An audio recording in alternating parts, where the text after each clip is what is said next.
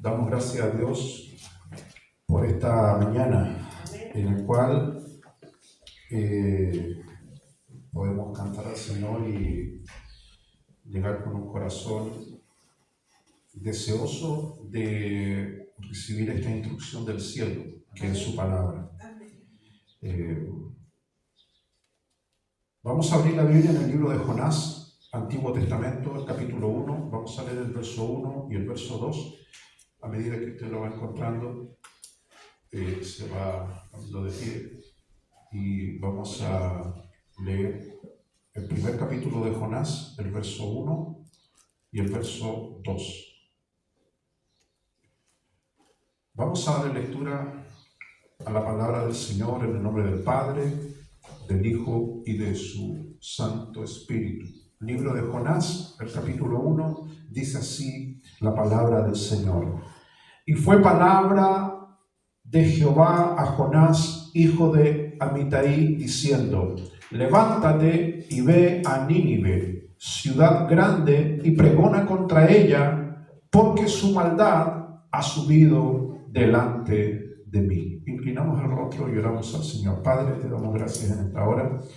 Y Señor, nos presentamos al iniciar esta semana, Señor, con tu palabra en nuestro corazón. Y pongo mi vida, Señor, delante de ti, para que, Señor, su palabra fluya, Señor, en medio nuestro una vez más. Gracias, Jesús. Amén. Tome su asiento, mi estimados hermanos. Tengo muchas cosas en mi cabeza con respecto a Jonás. Es mi libro regalón de la Biblia, porque fue mi primer mensaje que prediqué hace casi 40 años atrás. Prediqué sobre Jonás. Y de vez en vez me voy a este libro y es difícil de digerir. Hasta el mundo secular, cuando habla de Jonás, lo ve como una mofa. No, dice, eso es un gran pez, eso es un cuento, es una farsa. Lo que estos infames ignoran es lo que Jesús habló de Jonás. Jesús dijo que para su venida habrá la señal de Jonás. Y no era el pez, sino era este reclutamiento de hombres que Dios va a levantar con un mensaje lacerante, con un mensaje duro. Y sé que esta cuestión no trae festín, no dan ganas de sacar las cornetas, las trompetas y ponerse a zapatear en los cultos, que está de moda eso, y no estoy en contra de eso. Creo en el toque de Dios, pero en un toque transformador. Amén. Entonces, la Biblia dice que Jesús habló de la señal de Jonás. ¿Y cuál era la señal de Jonás? Así como Jonás dice, estuvo 3 días en el vientre del pez. Yo sé que hay seminarios que producen pastores como quien hace completo. ¿Ha ido al Portaledo, hermano José? Qué rico los completos del Portaledo, ¿cierto? Ahí en Plaza de Armas hay un batallón de tipos que preparan completo mañana, tarde y noche. Mi hermana los conoce, mi hermana también, ya se los saborea. Ya mañana vamos por allá con mi esposa, ya tenemos cita.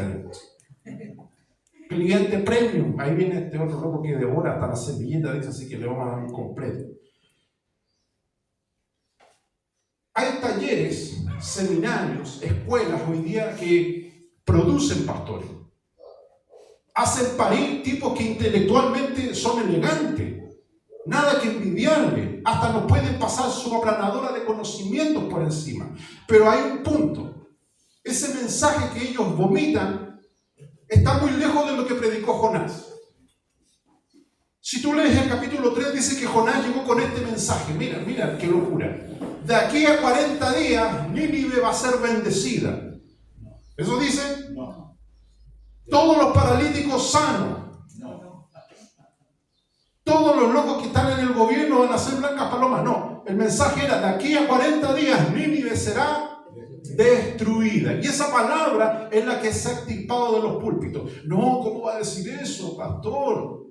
Respetemos a nuestras autoridades. ¿Cómo le va a desear destrucción? Pero es que eso fue lo que Jonás predicó. Jonás dice que apenas el gran pez lo vomita, dice que comenzó a predicar y a pregonar, dice el texto, que la ciudad iba a ser destruida. Hoy nos encontramos con una caterva de predicadores que están en el sentido contrario. Ya huele mal, es sospechoso cuando un predicador, pero un predicador de verdad, no un farsante, no un timador, no un cuentero, sino un predicador, un tipo que conoce las Escrituras, comienza a anteponer al juicio de Dios la bendición. Yo creo que Dios bendice. Proverbios 3:33 dice que la bendición de Jehová está en el hogar del justo. Amén. Más, dice, él maldecirá la morada del impío. Amén. Tú no podías agarrar una tijera y cortar eso. No hay punto medio. Es que estoy medio bendecido. No, o estás bendecido o no estás bendecido. Y la bendición de Dios se retira para dar paso al juicio. Pongámonos en el lugar de Jonás. El texto es claro, dice, fue palabra de Jehová a Jonás. Amén. Esto es inaudito cuando Dios le habla a un hombre, pero cuando realmente es Dios, dice que el texto está en acción, dice, y la palabra se va a donde Jonás. El otro día conversaba con mi esposa acerca de esto, de repente me sale el técnico teológico que llevo dentro, pero a veces las explicaciones son necesarias. Yo no sé manejar, así es que no me complica si el auto anda o no anda, no sé manejar. Tengo pie, camino. Pero a los que tienen auto les aflige. A todos ustedes que tienen auto se les echa a perder los zapatos al auto y tragan saliva. Dicen, no, un zapato sale 300 lucas. Dicen. Si fuera una carreta le pongo una rueda de palo, pero no se puede. El neumático, que es un término griego que viene del neuma, algo que gira. La palabra neuma significa espíritu, que está en movimiento. Amén. El neumático, eso hace, gira y te lleva a algún lugar.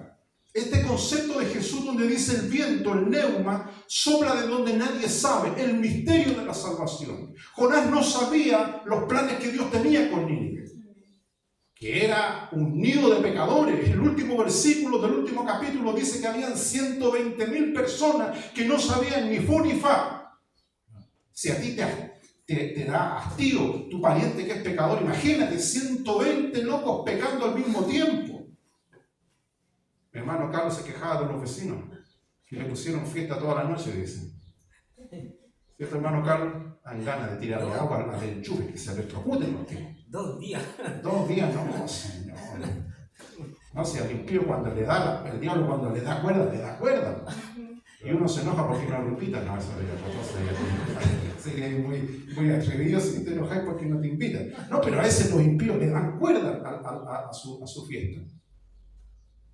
Ellos no tienen ningún pudor. Recuérdese usted la vida que tenía antes. ¿Tenía algún pudor? No, usted se manda a la chanchá nomás y sobre la misma otra y otra y otra. Bueno, Nínive, la Biblia dice que Dios dijo, esto no va más. Y no solamente no fue un caso aislado, Sodoma y Gomorra, y nos vamos viendo por todas las ciudades.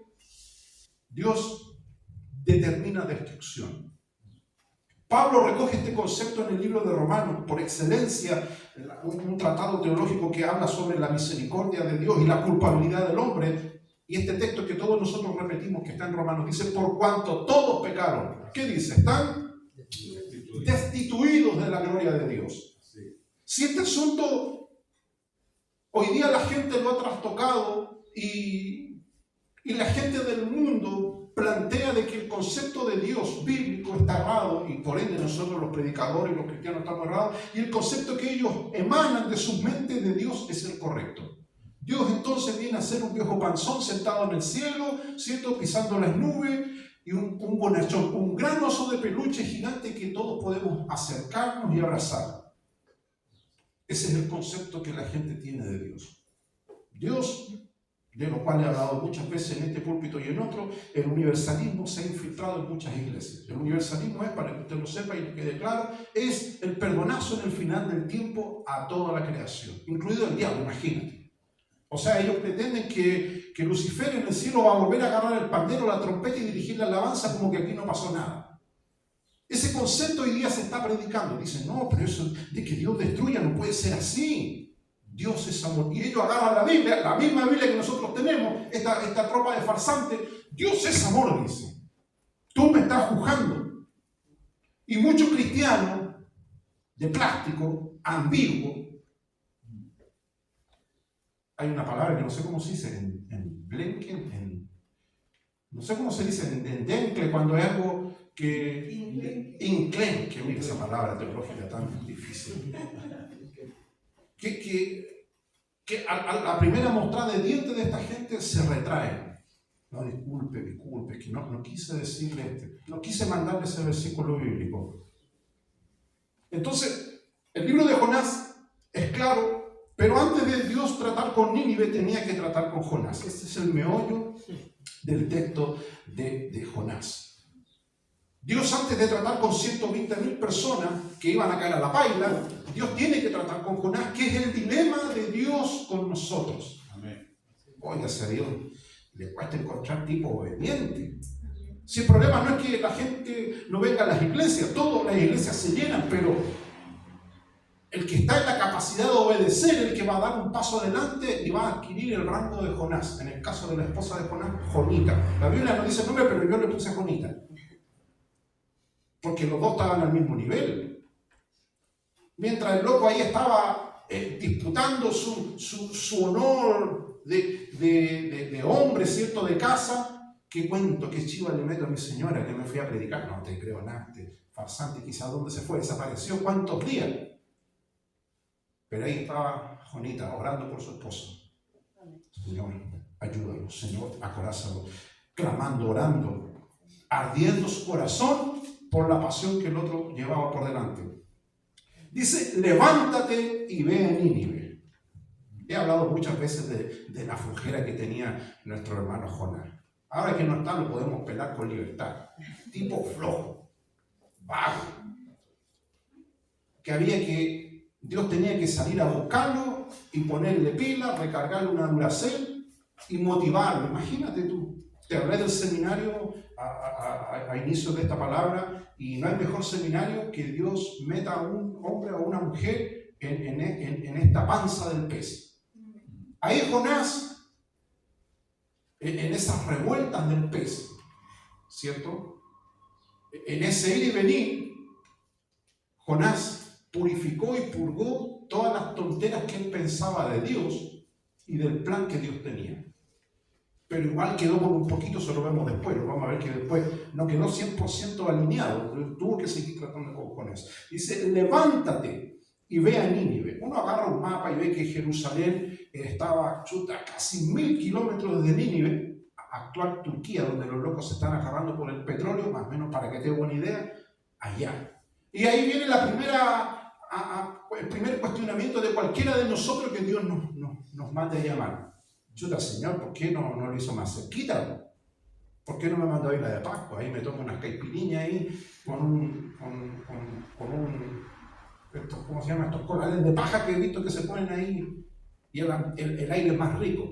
¿Por qué me manda 1000 kilómetros? Y más encima al nido de nuestros enemigos. El plan de Dios siempre va a ser contrario al suyo, en resumen. Así que sáquese de la cabeza que Dios a usted lo va a enviar al lugar que a usted le gusta, que es cómodo, que es todo favorable. Eso está descartado. Esa es la razón de por qué hay pocos líderes, pocos ministros, pocos predicadores que realmente hagan lo que tienen que hacer. Porque los tipos son cómodos. Imagina qué vergüenza que Dios tenga que estar diciéndole a Jonás, levántate. Esto es como que el tipo esté echado a las 3 de la tarde y la señora, ya, pues viejo, levántate. Yo sé que hoy día todos merecemos su descanso, tirar los huesos en la cama, todos necesitamos eso, pero ya cuando la cuestión es mañana, tarde y noche, de lunes a lunes, pasan los meses, los años y el tipo está inactivo, usted sabe que hay que se tuyen los huesos, ¿cierto? Uno tiene que estar ahí, la articulación, y bueno, y espiritualmente pasa lo mismo. Jonás tenía el estatus de profeta sin duda, estaba identificado, dice que era hijo de Amitai, tenía todo un buen currículum, por algo Dios tal vez lo llamó. Jonás no era un pecador, no era un blasfemo, no era un rebelde, un contumaz. Era un hombre que sin duda tenía ciertas características que a Dios le llamó la atención. Pero el pecado regalón que tenía era un gran problema. En otras partes del texto lo vemos, y sin que usted lo lea, sabe que el texto de Jonás, ¿qué dice? Que Jonás se echó a dormir en medio de la gran dificultad, o sea que era medio bueno para la almohada. Hay tipos que se dedican a estudiar a la persona, hacen un perfil, dicen ellos, de quién eran estos, y dicen que Jonás tenía tendencia un poco a la depre. Esta cuestión siempre ha existido, no es una cuestión de ahora. Tipo, y tal vez no se va a lastimar por lo que voy a decir, pero la persona que tiene ese problema es tendiente a que las cosas no son como ellos quieren. La palabra tal vez más moderna en vez de depresión sea taimado. Eso es lo que tenía Jonás. Jonás se taima porque Dios hace lo que Él quiere y Dios no hace lo que Él quiere. Hoy día basta con que usted examine a cualquier hombre de Dios y dígale cuál es el plan de Dios por medio de Él para la gente. Dice, no, Dios aquí está activado. Yo quiero. Y el yo les brota a los tipos. Yo voy a hacer esto, yo voy a hacer aquello, yo dispongo de esto, dispongo de lo otro. La agenda, la ruta no es como la de Jonás. Jonás, el texto, yo le invito a leer en su casa. Jonás es un libro muy breve, tiene unos 4 capítulos pequeños, pero el texto dice que Jonás se levantó, efectivamente como Dios le dio la orden. Pero vemos que dice que huyó a Tarsis, huyó de la presencia de Jehová. Antes de llegar a Nínive, antes de llegar a esta ciudad que era irredenta, nos encontramos con el conflicto de que el hombre de Dios, ¿cierto?, que tenía un mensaje para que la gente se acerque a Dios, él no lo practicaba, imagínate tú. O sea, Dios le puso un mensaje, anda y dile a estos locos que se acerquen a mí, pero él se alejó de Dios. La palabra técnica es disociación. Esta cuestión de que hay algo contradictorio es muy común en mucha gente. Y yo sé que todos podemos cometer errores, pero la idea es que esos errores en el transcurso del tiempo vayan menguando. Pero cuesta mucho que la persona entienda eso, sobre todo si la persona tiene un llamado. El diablo le va a poner traba a aquellos que tienen un llamado. Jonás tenía un llamado sin duda. Dice que Jonás se levantó para huir de la presencia de Jehová a Tarsis y descendió a Jope.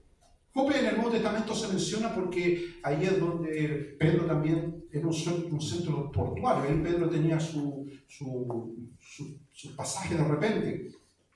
Pagando el pasaje entró, dice, en un navío para irse con ellos a Tarsis delante de Jehová o huyendo de Jehová. Y aquí del versículo 4 en adelante vemos algo que ya lo hemos leído mucho, que Dios, cierto, comienza a tomar control, y es maravilloso leer Jonás desde esa perspectiva. Dios tenía control sobre el mar, tenía control sobre el viento, sobre la tempestad, sobre el gusano, sobre la calabacera, pero el corazón de Jonás era escurridizo. Sucede lo mismo hoy. Dios manda las nubes, los caracoles, las hormigas, todo, pero Dios no tiene el control y el señorío de personas que le obedezcan con toda libertad. Meditaba el otro día, hoy esta nación y como muchas otras del mundo gozan de una prosperidad que nuestras generaciones anteriores no la conocieron. Basta que usted lea un libro de historia, los primeros gobiernos del principio del siglo, de la época del año 1900, después de la Primera Guerra Mundial y la Segunda Guerra Mundial, 1914, 1945, más o menos, casi 30 años. Todos estos países nuestros, ¿cómo era Chile? Usted agarra un almanaque, un libro de historia mundial, pasaba enfrente de la moneda, había capas de piojos, de chinche y carrapato en esta nación. Antes de que nacieran todos nosotros, nuestros abuelitos de pasado, hay libros documentados sobre eso, la peste, la tifoidea, la pediculosis, la sarna, los cordones que hoy día dieron origen a todas estas poblaciones y comunas, eran gente que trabajaban, y hablo de abuelitos y tatarabuelitos, gente que trabajaba, muchos de ellos para los patrones que tenían los fundos, ¿cierto?, de vino, producciones de carne y otro tipo de cosas. Todas estas naciones a lo que quieren llegar que se asentaron bajo pobreza. Pero el punto no es el pobre, el punto no es el iletrado. El tema del pecado va más allá de la cuestión social. A esto quiero llegar. Si el pecado fuese un problema social, las universidades producirían santos, pero vemos que no producen santos. En esta nación las universidades producen, ya voy a decir palabras feas, ya se me está calentando de los hijos, como dicen para el campo. Esta nación está produciendo personas con un problema terrible en su mente. Y no te hablo de si son buenos o malos profesionales, les inyectan ideologías anticristianas. Si usted tiene querubines estudiando en la universidad, yo tengo un hijo mayor, hay que ponerle las cosas bien claras. Bien claras. No me venga con tontera de que estoy dudando de las escrituras, es que esto no es así. No. Usted tiene que hacer lo que hizo el ángel con el profeta. Enrolló el libro, abre la boca, pum, para adentro.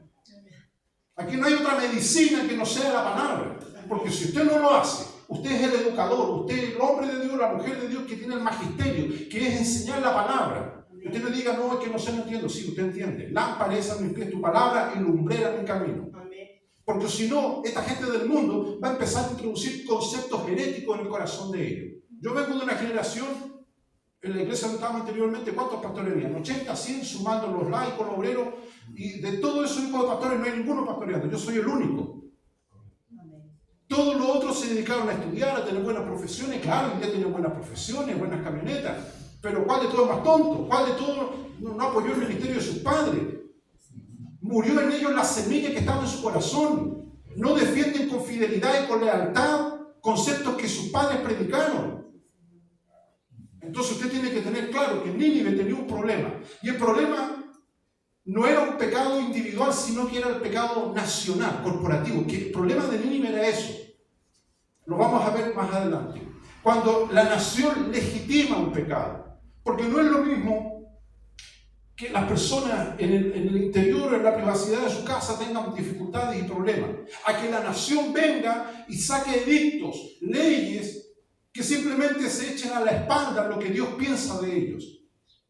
Entonces, hoy día nos estamos encaminando a que Dios simplemente levante un Jonás, que yo espero, si algún día Dios me da la orden, voy a ir. Porque esto no se trata de que tú quieras ir porque tú quieras ir.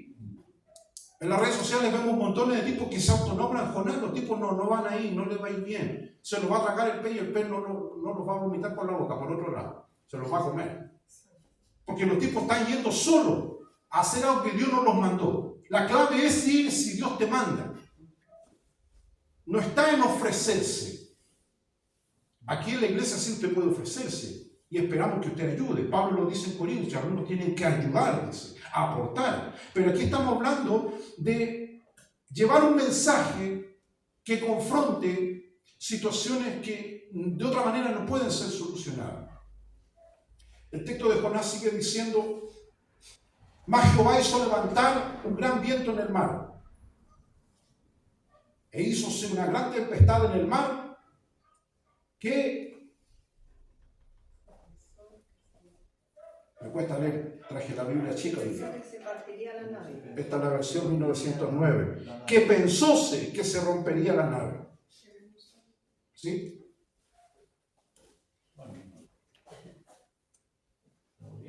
Sí, me junté mucho con los hermanos de la Florida. Ahí sí, excelente. Que pensóse, dice, que se rompería la nave. Aquí el libro de Jonás te empieza a explorar un poco que Dios veía los pensamientos. La gente veía la nave, como nosotros vemos las situaciones externas, pero Dios no estaba preocupado por la nave ni por el mar, porque Él provocó esas situaciones. Él veía lo que la gente pensaba. Usted puede ver lo que la gente del mundo hace, pero no lo que piensa. Y lo que piensa es mucho más grave de lo que hace. Si usted dirá, pero si es grave lo que hace, ¿cómo será lo que piensa? Ellos pensaron que la nave se partiría.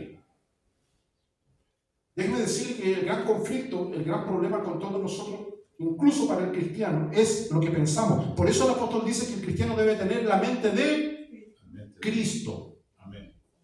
Y tener la mente de Cristo es un proceso, mi estimado hermano. No es repetir las bienaventuranzas, no, esto va más allá. El texto sigue diciendo, y los marineros tuvieron miedo, y cada uno clamaba a su Dios, y echaron a la mar los enseres que había en la nave para descargarla de ellos, y Jonás empero se había bajado a los lados del buque y se había echado a dormir.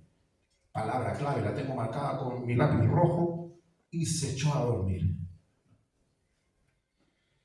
Exaspera, frustra, enerva, no sé qué palabra utilizar, cuando a alguien sabemos que Dios lo alineó, lo puso para algo, y el tipo está en Tutolandia.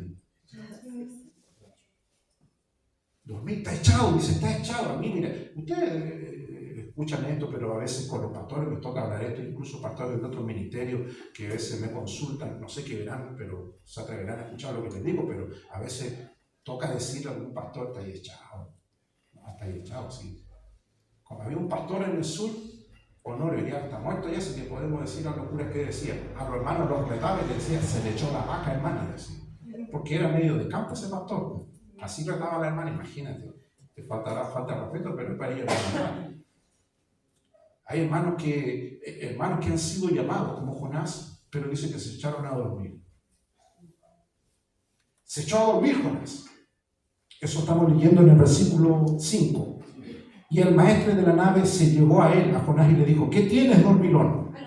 Mira el testimonio. ¿Qué testimonio más grande? Ya no dijo que tienes profeta de Dios. ¿Qué te sucede, hombre llamado por el Altísimo? No. ¿Qué tienes, dormilón? La gente siempre va a mirar nuestra conducta y por lo que nosotros demostremos, nos va a tasar. En este caso, ¿dijeron alguna calumnia de Jonás? ¿Fue una difamación? No, porque el jefe del barco y todos lo vieron durmiendo. Entonces la sentencia fue clara. ¿Qué tienes, dormilón? A veces me toca escuchar lo que la gente dice de los pastores. El pastor está ahí contento, pero no sabe lo que los hermanos, y a veces me toca mentir. ¿Sabe lo que la gente está diciendo de ti? Esto. Estás echado como Jonás, dormilón. Todo esto hay que entenderlo porque Dios quería tratar con Nínive.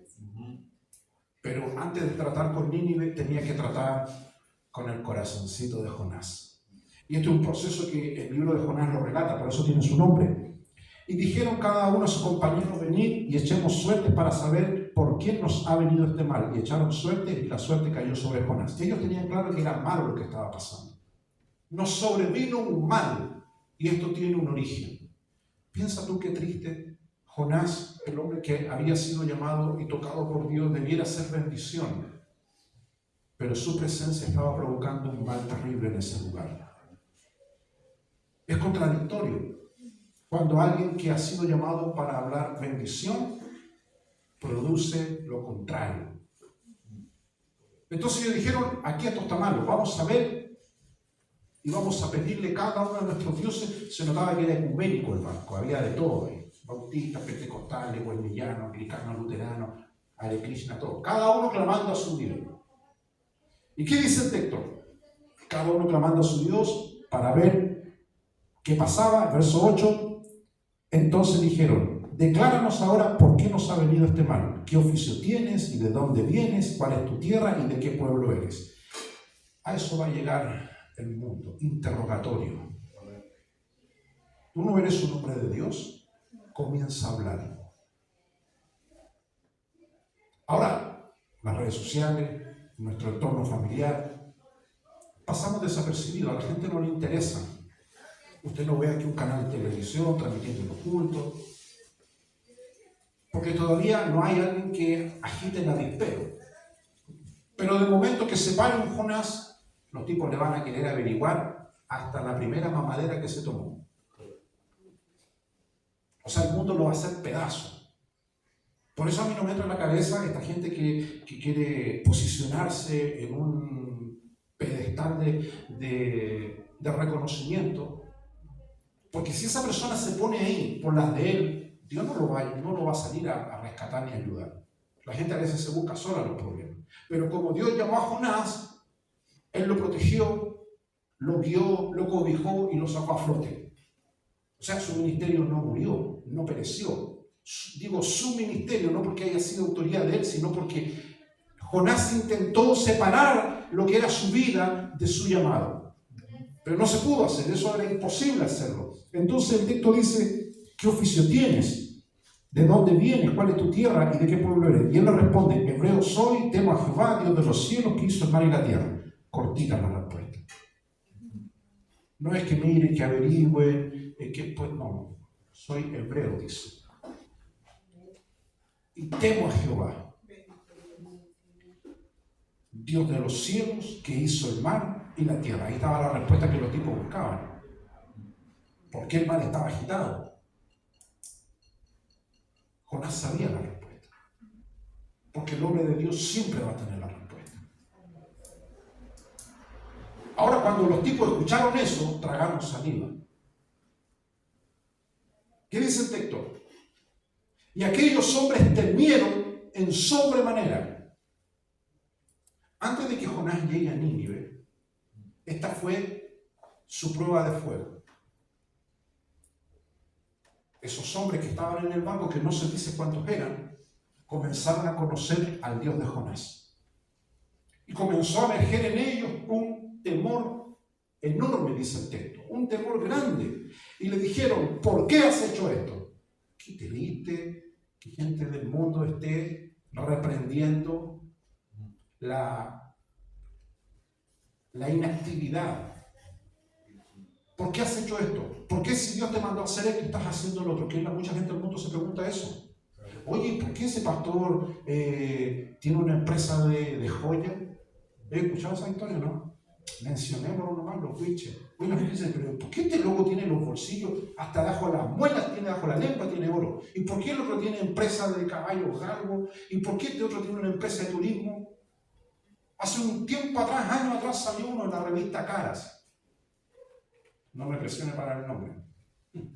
El zar de los evangélicos compró las Broadway, una discoteca ahí. Entonces, Dios llamó pastor a eso. Usted es libre. Si usted no es pastor, líder, usted gánese todos los millones y apórtele al Señor y a la obra. Pero un hombre de Dios no está llamado a eso. No. Por eso esta gente le pregunta, ¿por qué has hecho esto? ¿Por qué si Dios te envió a hacer esto, estás haciendo otra cosa?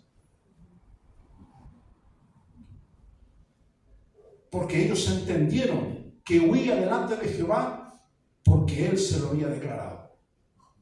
Toda esta escena es terrible en el barco. Es terrible. Cómo un hombre de Dios, entiéndase, cómo una mujer de Dios puede llegar a ese nivel de indolencia. Dios tenía un plan por Nínive. 120,000 personas, dice el texto, incluido las mascotas, los animales, porque vamos a ver más adelante en el capítulo 3 que cuando el rey se impacta con este mensaje, decreta un ayuno, hasta los animales ayunaron. Los chanchos, los corderos, los patos, nada de avena ni alfalfa, nada. Aquí un ayuno, aquí nos tenemos que poner a cuenta con Dios porque lo que este loco está predicando es verdad. Dios va a venir a fulminarnos. Y no es porque Dios estaba taimado, se levantó un día, ¿sabéis que estos locos me tienen? El pecado de Nínive era la rapiña. Las versiones antiguas dicen rapiña. Que para entenderlo mejor, por eso tenemos el concepto de aves de rapiña. Que viene con rapidez y toma algo, con violencia. Las versiones modernas traducen saqueo. Nos llama, no de saqueo del personaje del Nuevo Testamento, sino de saquear algo. Que esta nación se tomó hartos litros de esa copa con la tontera que ocurrió en el 2019. ¿Qué pasaría si tú estás en el living de tu casa y vienen y te saquean? Usted no va a estar ahí, hermano Ricardo. Sí, tranquilo, mira, en el refrigerador ahí tengo una hamburguesa, llévatela nomás. El saqueo es lo más indigno que un político, que un regente pueda permitir en una nación. La Biblia dice que Nínive sus manos estaban llenas de rapiña. O sea, los tipos, a los débiles, a los menesterosos, hacían sufrir a la gente. Y lo veían normal. Habían legitimado, habían hecho leyes que hacían posible eso. Y hoy día esta y muchas naciones van en esa línea. Y la solución, entiéndalo. Si Dios hubiese querido cambiar a Nínive, levanta una marea de legisladores canutos. Y ya sabe para dónde va la palabra. No, pero el problema no era el Senado, el Parlamento, ni los tipos que hacían la ley. El problema es el corazón. Jesús dijo, es del corazón de donde salen los homicidios, los pleitos, las rencillas, las borracheras, todas las cosas malas, es el corazón. Y no hay ley terrenal que enderece eso. Lo único que lo endereza es cuando un hombre se enfrenta y lanza la sentencia. Esto es fácil de entenderlo cuando usted cría un cabro chico. No lo hagáis, porque si lo hace, te voy a forrar una que te vaya a acordar, pero hasta el día del juicio. Y usted nunca quiso aplicar castigo, pero tuvo que hacerlo cuando se le fueron encima. ¿Cierto, hermana? Usted dijo, no, me pone triste acordarme de eso, dice, pero después en el fondo se la tuve que dar igual nomás. Se lo merecía. Porque no respetó mi autoridad. Entonces Dios está en la misma misericordia, piedad, pero va a llegar el día en que esta misericordia va a ser retirada. Pero mientras no sea retirada, mientras la iglesia sea luz del mundo, nos toca predicar juicio y misericordia. No podemos sacar esto. Entonces el texto es claro. ¿Qué haremos? Dice, para que la mar se nos aquiete, porque la mar iba de mal, dice, y se embravecía. Y él le responde, tomadme y echadme a la mar, y el mar se os aquietará, porque yo sé que por mí ha venido esta grande tempestad sobre vosotros. ¡Qué terrible! Por mí, dice Jonás, esta situación ha venido sobre ustedes. ¿No será que a veces estamos culpando al diablo por cuestiones que él no ha hecho? El pobre diablo, mira lo que dicen de mí, me están calumniando. Es culpa hoy día de mucha gente que no ha hecho nada, no se ha levantado a hacer lo que tiene que hacer, y eso ha provocado un mal en esta y en muchas naciones. Y mucha gente busca fórmulas para solucionarlo que no son las fórmulas que están enseñadas en la Escritura. La fórmula que enseñó Jonás, ¿cuál era? Arrepiéntanse, proclamen ayuno. El día que yo vea, mira hermano, el día que yo vea un político de esta nación parado enfrente de la moneda, llamando a ayunar a los políticos, yo mismo me paro ahí y me arrodillo delante del tipo y le digo, honra al que merece honra, pero eso no va a pasar. Los cambios reales vienen como el rey de Nínive lo vamos a ver. El tipo se salió del trono, dejó sus vestidos y firmó un edicto, porque el mundo así funciona, y proclamó ayuno, penitencia por las fechorías que ellos estaban haciendo. Aquellos hombres trabajaron para tornar la nave a tierra, mas no pudieron, porque la mar iba a más y se embravecía sobre ellos. Nótese que esta gente, si bien temieron a Dios en gran manera y dieron con el problema, dice que ellos querían solucionar la cuestión a su manera. Dice que ellos intentaron tornar la nave a tierra, tomar la situación en su control. Y eso es lo que el mundo está haciendo. Ellos intentan gobernar esta nave, se va a ir, va a chocar contra la roca, igual. Y para que la nave no choque y no se hunda, algunos Jonás van a tener que ser tirados al agua. Si no hay otra manera. Hay hartos Jonás dando vuelta en esta nación que Dios los va a tirar fuera del barco. Va a tener que tratar con ellos para que ellos entren a la ciudad donde Dios los está enviando. Y aquí no está el protocolo. Yo enseño en los cursos que hago del pastor y ministerio de una rama que se llama ética pastoral. Pero aquí no estoy hablando de esa ética. Aquí Jonás no fue a, mire señor carabinero, autoridad, denme un permiso para entrar al enemigo. No, aquí no, nada de plataforma, ni micrófono, nada. El tipo tenía algo en su corazón que lo estaba quemando. Esto va más allá de las leyes que el mundo esté diciendo. Esto va más allá de cuando usted iré, lo llamaré o no lo llamaré. No, aquí toda esa cuestión pasa a segundo plano. El mensaje es tan fuerte que usted simplemente lo entrega. El texto dice que ellos intentaron, trabajaron mucho por tornar la nave a tierra, mas no pudieron. El texto, verso 14 del capítulo 1, entonces clamaron a Jehová y dijeron, te rogamos ahora, Jehová, que no perezcamos nosotros por la vida de este hombre, ni ponga sobre nosotros sangre inocente, porque tú, Jehová, has hecho como has querido. Mira, los tipos tenían un discernimiento, pero envidiable, más que Jonás. Estos tipos irredentos, ellos se atrevieron a decir, Señor, tú has hecho como has querido. Y Jonás no se quería someter a esa voluntad de Dios. Y tomaron a Jonás y lo echaron al mar, y el mar se aquietó de su furia. Eso va a pasar, y te lo digo ahora en esta nación. Mucha gente que entiende estos temas va a empezar a decir, ¿de dónde pasan estos problemas en esta nación? ¿Qué está pasando en esta nación? Tanto problema. Problemas siempre han habido, conflictos, pero esta cuestión se está desbordando. Y van a empezar a tirar a los Jonás fuera del barco. Y dice que el mar se aquietó. Porque Jonás estaba provocando eso porque estaba fuera de lo que Dios le estaba pidiendo. Y temieron aquellos hombres con gran temor y ofrecieron sacrificio a Jehová y prometieron votos. Miren, los primeros convertidos de Jonás en el barco. Esto demostraba de que el mensaje de Jonás era real. Esto demostraba de que este trato que Jonás tenía con Dios era real, verídico. Capítulo 2, verso 1. Mas Jehová había prevenido un gran pez que tragase a Jonás, y estuvo Jonás en el vientre del pez 3 días y 3 noches. Y del versículo 2 al 10 está la oración de Jonás. Cuestión que Jonás nunca había hecho antes. Pero Jonás se puso a orar dentro del vientre. Antes de eso, Jonás, ¿por qué no oró Jonás antes de agarrar el barco a Tarsis?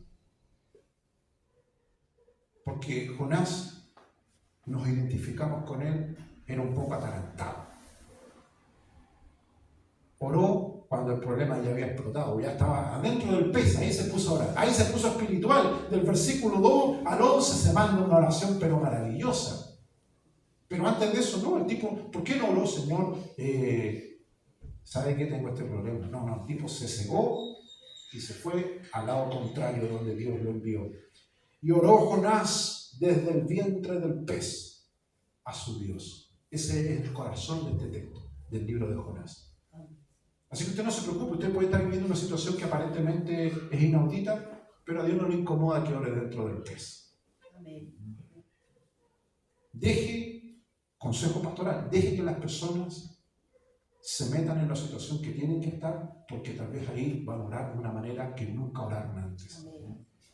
Mas Jehová, verso 2, y Jonás oró desde el vientre del pez a su Dios y dijo, con mi tribulación, clamé mi tribulación a Jehová y él me oyó, desde el vientre del sepulcro clamé y oíste mi voz, escuchaste en el profundo del medio de los mares y me rodeó la corriente. Todas tus ondas y tus olas pasaron sobre mí y yo dije, echado soy de delante de tus ojos, más aún veré tu santo templo. Mire si se puso hasta que ir al templo el tipo. Y Jonás no estaba mintiendo, eso era verdad, era un hombre que amaba su llamado. Pero después vamos a ver por qué Jonás huyó. Porque en este texto Jonás no lo dice, simplemente se pone a adorar a Dios, a decir, Señor, que era lindo cuando iba al oculto. Las aguas me rodearon hasta el alma, rodeóme el abismo. La ova se enredó en mi cabeza, descendí a las raíces de los montes, la tierra se echó sus cerraduras sobre mí para siempre.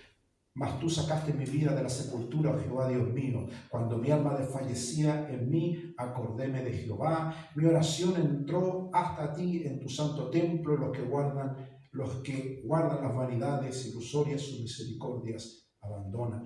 Yo empero con voz de alabanza te sacrificaré, pagaré lo que prometí. La salvación pertenece a Jehová. Mira cómo termina él.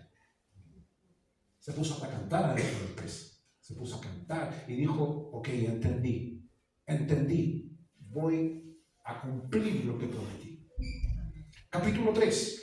Fue palabra de Jehová por segunda vez a Jonás diciendo, levántate y ve a Nínive, aquella gran ciudad, y publica en ella pregón que yo te diré. Y levantándose Jonás, el versículo 11, al último decía, y mandó Jehová al pez y vomitó a Jonás en tierra, se refiere a Nínive. Y levantóse y fue a Nínive, aquella gran ciudad, y publica en ella lo que yo te diré. Y levantóse Jonás y fue a Nínive conforme a la palabra de Jehová, y era Nínive ciudad sobremanera grande, 2 a 3 días de camino. Y comenzó Jonás a entrar por la ciudad, camino de un día, y pregonaba diciendo, de aquí a 40 días Nínive será destruida. Esto equivale con todo el poder de los medios de comunicación, que los periodistas se ufanan de que ellos son el quinto poder, equivale a que se pare un cristiano hoy día, ¿cierto?, en la moneda, ¿cierto?, y hagamos un megáfono y diga lo mismo que dijo Jonás. De aquí a 40 días Santiago va a ser destruido. ¿Qué van a hacer los señores periodistas? Van a tirar toda la mugre posible en contra de ese predicador y el estigma, ¿cierto? Está loco, dice. ¿Cómo se le ocurre? ¿Por qué Dios va a tener una ciudad tan linda? Pero usted que conoce la Biblia sabe que hay razones de sobra para que Dios tome una determinación de esa magnitud. De aquí a 40 días Nínive será destruida. No dice mañana ni pasado. Dios le dio una prórroga. 40 días. Un poco más de un mes. Y los hombres de Nínive, versículo 5, ¿qué dice? Creyeron a Dios. ¿Tiene poder la palabra de Dios? Sí. Cuando la palabra cae en un corazón, ¿produce efecto? Sí. El texto no dice si ellos creyeron el primer día, el tercer día, el cuarto día, pero en algún momento la gente comenzó a escuchar a este Jonás. Jonás no tuvo tiempo para la cuestión pulcra. A nosotros nos gusta vestirnos bien y sacamos esto de andar bien presentado. No, Jonás dice que el pelo vomitó, dice el verso 11. No tenía tiempo de pegarse una bañada y sacar el perfume y nada. El tipo, así como cayó, ya no tenía que pensarla dos veces. Se puso a predicar y a anunciar juicio sobre esa ciudad. Y la gente comenzó a escucharlo. Ya Jonás, su parte externa pasó a segundo plano. La gente empezó a oír lo que él decía. Y hoy día el problema es que la gente no escucha lo que la gente dice, sino llama la atención el envoltorio. Y hay muchos predicadores que juegan con eso, con su imagen visual. El ego hace que se transporte una palabra engañosa. Pero aquí Jonás pasó a segundo plano. La gente comenzó a escuchar lo que Jonás decía. Y los hombres de Nínive creyeron a Dios y pregonaron ayuno y vistiéronse de sacos desde el mayor de ellos hasta el menor de ellos. Estos sacos eran silicio, era ropa que simbolizaba duelo, dolor por lo que estaban haciendo. Y no solamente ahí dice, verso 7, y el negocio llegó hasta el rey de Nínive, o sea, hasta el que gobernaba. Y levantóse de su silla y echó de sí su vestido y también se cubrió de saco y se sentó, mira, sobre ceniza. El día que yo vea eso, hermano, yo voy a decir, sí, este loco está al nivel del presidente de Nínive y vamos a seguirlo. Pero mientras tú no veas un gobernante sentarse en un charco de ceniza, sacarse su ropa y ponerse un saco de silicio, purgar, confesar, no le podemos creer, no importa quién quiera que sea. El rey, verso 7, se levantó de su silla. Ahí se olvidó todo el protocolo, no importa que las cámaras, que van a decir de mí, mis consejeros, mis senadores, mis diputados, mis concejales, no, ahí el hombre sabía que la sentencia de Dios era destrucción. Y se cubrió de saco y se sentó en ceniza. Y aquí mira el poder que tiene un político. Aunque la gente ya lo había hecho. El versículo dice anterior que la gente sola comenzó a proclamar ayuno. Pero mira cuando se cambia el corazón de un rey de verdad. Verso 8. E hizo pregonar y anunciar en Nínive por mandato del rey y de sus grandes diciendo: hombres, animales, bueyes, ovejas, no gusten cosa alguna, ni se les dé alimento, ni beban agua. Y que se cubran de saco los hombres y animales. Siempre pienso en eso. Mi Andy. ¿Sabes qué, Andy? Pecador igual que yo. Facundo, está ahí en pecado. Te vamos a hacer una mantita.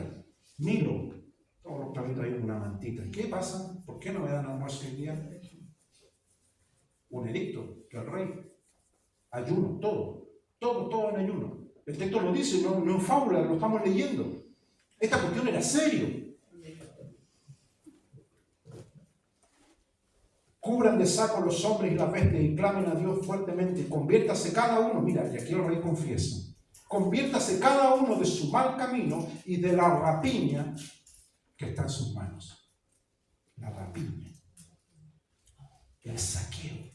Para ello era normal atropellar al otro. Despojarlo de todo. A cada uno le cuesta tener sus cositas. ¿Qué pasaría si mañana usted se levanta y ve que el auto le faltan las 4 ruedas? Y tú por la cámara viste, oye, el vecino. ¿Qué va a sentir usted? Usted se va a sentir indignado, violentado, porque el loco actuó con rapiña. Bueno, eso es lo que pasaba en Nínive. Mañana, tarde y noche, mes, año, era una cuestión normal. Todo se había salido de control. Verso 9. ¿Quién sabe si se volverá y arrepentirá Dios y apartará el furor de su ira y no pereceremos? Al rey le había llegado eso. Dios está enojado con ustedes. Dios está irado, Dios está molesto por cómo ustedes están actuando. Ahora, mi estimado hermano, traigamos esto a este tiempo. ¿Por qué tanta gente tiene temor de decirle esto a la gente, a los vecinos, a los conocidos? Yo creo que Dios bendice. Soy un hombre bendecido. Usted es una persona bendecida. Pero ¿alguna vez llegó el mensaje de juicio en su vida o no? ¿Alguna vez también usted tembló ante el juicio de Dios? Que es un Dios severo. Un Dios que no va a pasar por alto las cosas que no son correctas. Entonces, cuando nosotros le anunciamos este mensaje de salvación a las personas, ¿qué dijo Juan? Cuando Juan comenzó a predicar. Ya el hacha, dice, está puesta a la raíz de los árboles. Claro el mensaje. Que Dios iba a empezar a cortar cuestiones que no estaban de acuerdo con su gracia. Entonces hoy día, cuando usted transmite este mensaje, nos puede sacar lo que está escrito en la palabra, que es esta cuestión confrontacional, que es esto de que Dios quiere tratar con las personas. Estamos leyendo el verso 9. De hecho ya lo leímos. Y vio Dios lo que, verso 10, y vio Dios lo que hicieron, que se convirtieron de su mal camino. Y arrepintióse del mal que había dicho que les haría y no lo hizo. O sea, hubo un convertimiento en ellos. Porque dice que, el verso 10 dice que se convirtieron de su mal camino. Ahora, quiero hacer un paréntesis en esto. La confesión. ¿Qué es la confesión? Si Dios ya sabe todo. Confesar es decirle a Dios lo que usted hizo, pero entendiendo que Él ya usted lo vio. Usted no le está informando a Dios. ¿Sabe? Dios dice tal cosa y Dios, yo ya no sabía. No. La confesión es cuando usted le dice a Dios y le dice, Señor, ¿sabes qué? Tú me viste haciendo. No te quiero engañar, tú me viste haciendo. Y Dios dice, punto bueno, tarjeta verde. Eso quiero, sinceridad. No quiero justificaciones.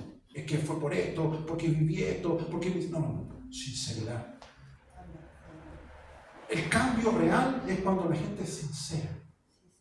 Y la confesión es cuando la gente sabe que Dios ve su corazón. Último capítulo, capítulo 4. Pero Jonás se apesumbró en extremo y enojóse. Otro pecadito de Jonás. Dormiloncito y enojoncito. No, dice que aquí viene la personalidad. No dice que aparte de que se enojó, dice que se apesumbró en gran manera. Se frustró. Esto quiere decir algo que usted tiene que entenderlo. Porque usted sea un hombre o una mujer de Dios, usted no va a estar exento a sus emociones. Van a estar siempre a flor de piel. El tema es cuando esta cuestión nos domina. Ahí hay que poner un atajo.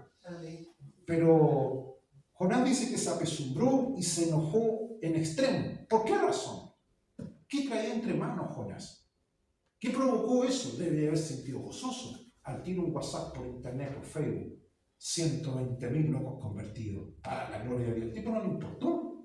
Note eso, no le importó en lo más mínimo. Que los tipos hayan ayunado, que hayan sacado un edicto, que hayan cambiado la nación.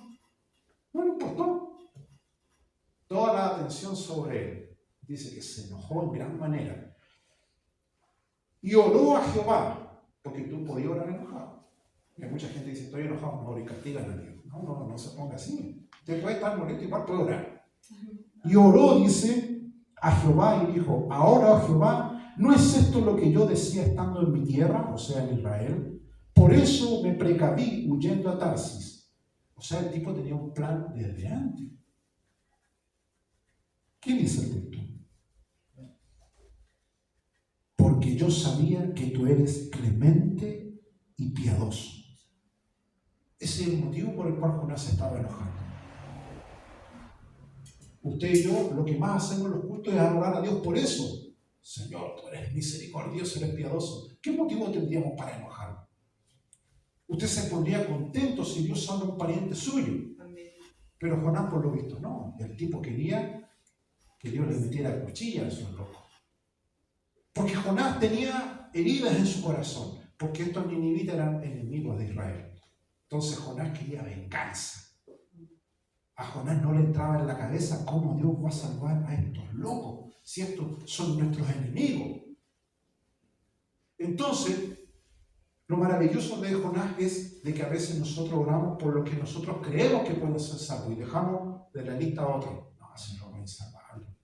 No, ese loco no tiene solución. Entonces oramos por nuestra lista que nosotros llevamos a Dios. Señor, salva a esto. A eso de allá, no.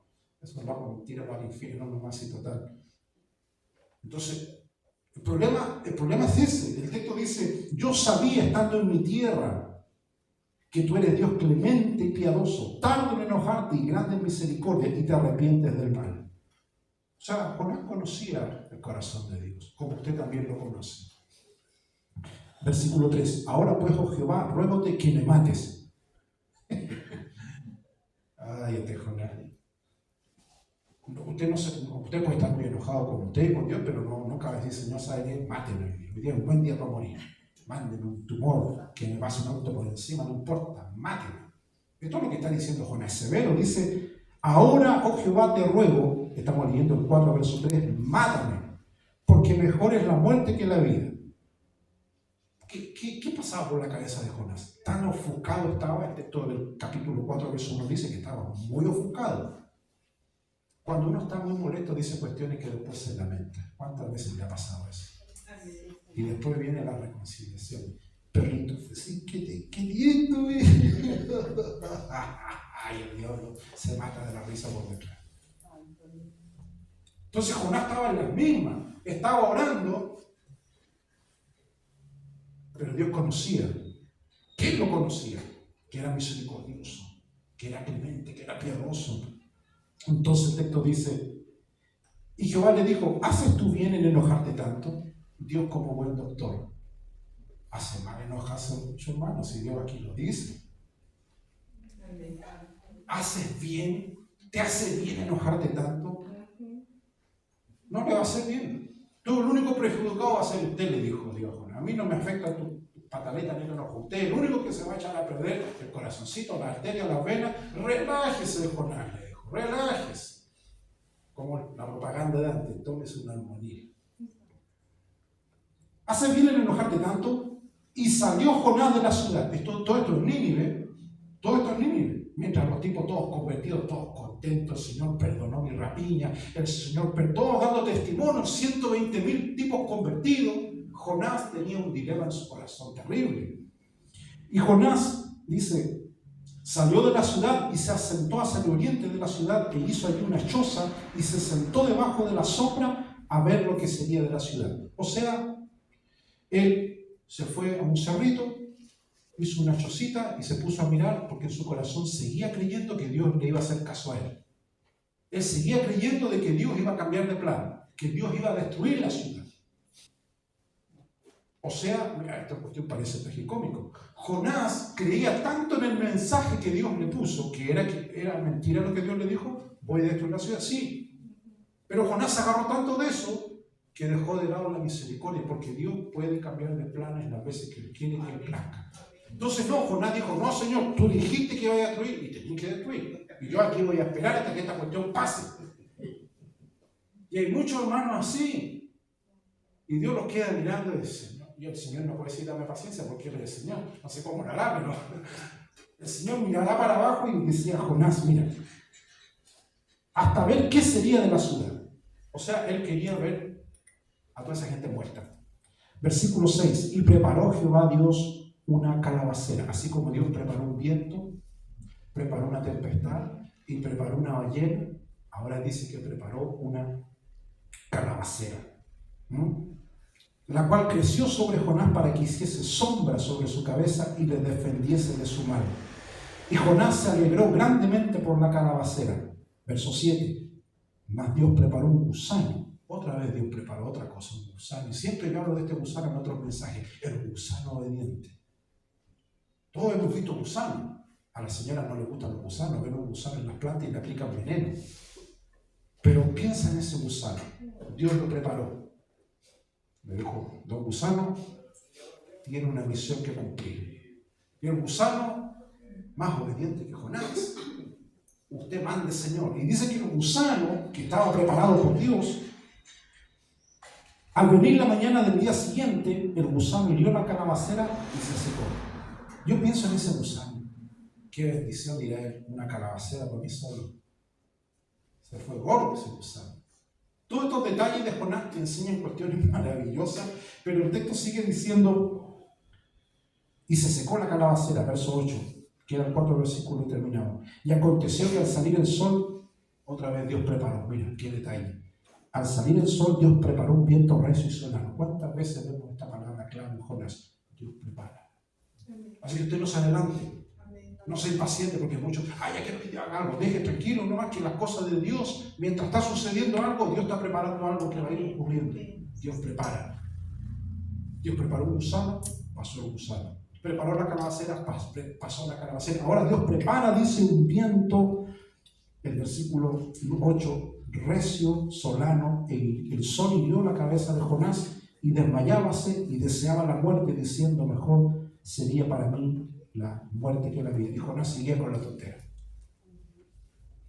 Seguía molesto. Y Dios, mira cómo Dios a veces con detalle le llamaba la atención. Un gusanito, una calabacera. Para que Jonás por último sacara una sonrisa, pero el tipo no, estaba totalmente embravecido. Verso 9. Entonces Dios dijo a Jonás, ¿tanto te enojas por la calabacera? Y él respondió, mucho me enojo hasta la muerte. Ahora ya no era Nínive, ahora estaba enojado por la calabacera. Imagínate, inmaduro total. Por cuántas cosas a veces nosotros nos enojamos. Por cosas grandes, en el caso de Nínive era una cuestión grande. Pero Dios, mira cómo Dios sabio, desvió el corazón de Jonás de Nínive y se lo puso en la calabacera. Y ahora está enojado por la calabacera. De mucho me enojo hasta la muerte, dice. Verso 10, y dijo Jehová, ¿tuviste tu lástima de la calabacera en la cual no trabajaste? Ni tú le hiciste crecer, que en espacio de una noche creció y en espacio de otra noche pereció. Y aquí viene el broche de oro con lo cual cierra el texto. De hecho, aquí podemos leer. Y no tendré yo, dice, Dios habla de sí mismo, yo no tendré piedad de Nínive. La piedad de Dios, amén, su misericordia, que es eterna hasta los cielos. Sí, Dios tuvo piedad de usted. Sí, ¿qué sería si Dios no hubiese tenido misericordia de usted, de mí? Dice, yo no tendré misericordia de Nínive, aquella gran ciudad donde hay 120,000 personas que no conocen su mano derecha ni su mano izquierda y muchos animales. Y ahí termina el libro. No se nos dice qué pasó con Jonás y nos queda una incertidumbre tremenda, porque a Dios no le gusta hablar de los desobedientes. Dios no va a gastar su tinta santa en personas que pudieron haber escrito la historia de otra manera, pero el plan se cumplió. Por sobre las circunstancias del corazón de Jonás, el plan de Dios se cumplió. De la misma manera como el plan que Dios tiene con usted se va a cumplir. No importa cuán enojoncitos sean o por las situaciones que no entendamos, hay una misión que cumplir. Pero el verso 11 sella con esto. Yo tengo misericordia de las personas. Amén. Tú no, eso no te compete a ti. A ti te compete obedecer, ir, pero yo, el Señor Jehová, tengo misericordia. Y ese es el mensaje que nosotros transmitimos. Vamos a ponernos de pie, vamos a orar y le vamos a dar gracias a Dios por esta su palabra. Inclinamos el rostro y oramos al Señor. Te damos gracias, Padre, en esta hora por tu palabra, Señor, que este día ha sido predicado. Te damos gracias, Señor, porque encontramos el consejo, encontramos, Señor, el alimento sólido para nuestra fe. Ayúdanos, Señor, a esta semana a obedecer, Señor. Queremos obedecer. Así como lo hizo Jonás dentro de su humanidad, dentro de su debilidad, te obedeció. Pero había cosas en su vida que tal vez estén en las nuestras. Quita toda pereza, Señor, de nosotros. Toda pereza, Señor, para obedecer a tu voz. Te pedimos, Señor, que ponga en nosotros una convicción firme e inamovible, Señor, de que este mensaje sigue siendo real y vigente para este tiempo. Tú tienes misericordia, Señor, de aquellos que están lejos de ti. Pero también, Señor, anunciamos, Dios mío, estos juicios venideros que en el final del tiempo están anunciados, Señor. para que todos estén en cuentas contigo. Te damos gracias, Señor, por esta tu palabra. En el nombre del Padre, del Hijo, del Espíritu Santo. Amén. Glorificamos al Señor y recibimos a nuestro hermano moderador. Amén. Gloria a Dios. Gloria a Dios. Gloria a Dios. Dios